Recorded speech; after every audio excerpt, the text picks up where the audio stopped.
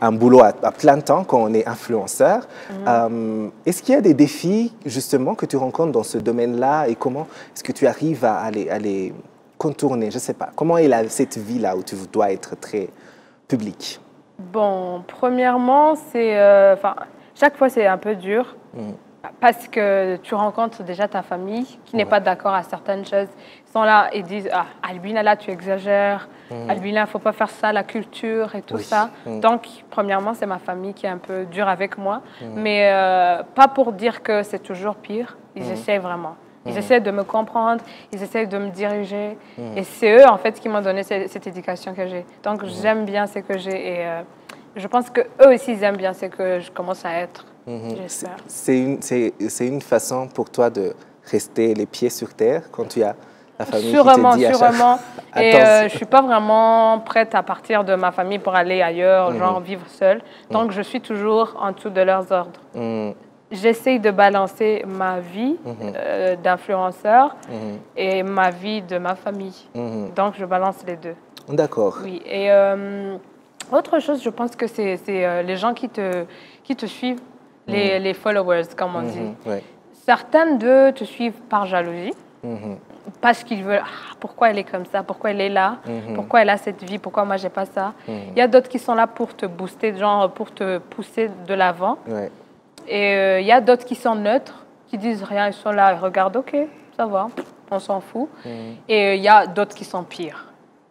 Eux qui t'appellent, qui t'envoient des messages durs et mauvais et méchants.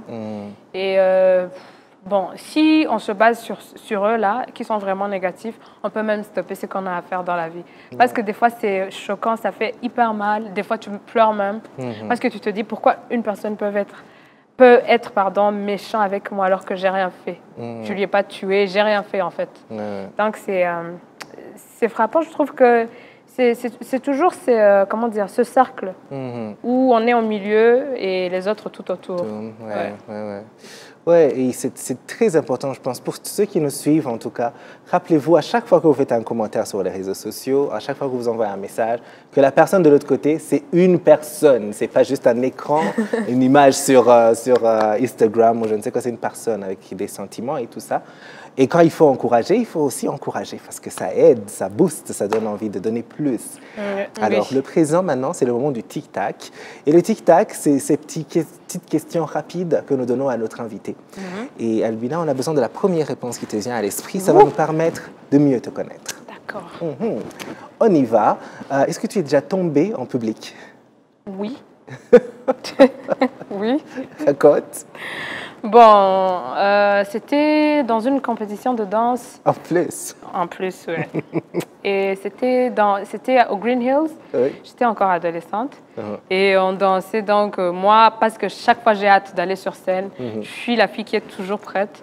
Donc je me suis lancée et je portais une robe. Bam, par terre. Tu es tombée par terre. Mais moi, en fait, ce qui est bien, même si je tombe, je me relève, je continue. Tu t'es relevée, tu as continué à danser? Comme si rien n'était. Ah, super. Et ça, c'est la chose à absolument faire. Oui. Oui. Quelle est la chose la plus dangereuse que tu aies faite? Je me suis fait passer pour une autre personne. C'est vrai? Oui. Et ça a marché? Ça a marché, on m'a même payé. Attention, la police... Faut même pas me demander. C'est ça, être une actrice. Peut-être même que c'est pas Albina qui est ici, peut-être que c'est quelqu'un d'autre. Quel est ton film préféré? Là, j'ai pas un film préféré. J'aime tous les films parce que c'est différent et c'est fait par la force de l'intelligence d'une personne. Donc, je respecte tous les films. Mais j'aime bien les dessins animés. Oui. J'ai un dessin animé adoré, Aladdin. Oui. J'adore Aladdin. J'adore Aladdin. Dès que j'étais enfant jusqu'à maintenant, j'adore Aladdin. Ouais. Oui, ça me donne envie de revoir le film. Parce qu'il y a le film là qui est... D'Aladdin, oui. Regardé. Il y a un film. Oui, il y a un film avec Will Smith. J'ai déjà regardé 4 fois. L'autre Kevin qui parle français là. Kevin Adams, oui. Oui, voilà. Kevin Adams. Je ne sais plus très bien.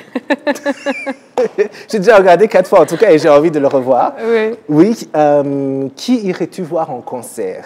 Ariel Ways ou Charlie et Nina? Ariel le Ways. Même jour. Ariel Ways 1000 fois. Elle, c'est ma copine. Ah, c'est vrai en plus. Je l'adore. Elle seulement même. Oui, et puis elle chante tellement bien. Oui. Oui. Est-ce que tu as déjà été dans une bagarre à l'école? Tu t'es déjà battue à l'école, étant plus jeune? Maintenant, tu ne te bats plus, tu es une grande fille. Pas du tout. Jamais? Bagarre, jamais. Bagarre des mots, oui.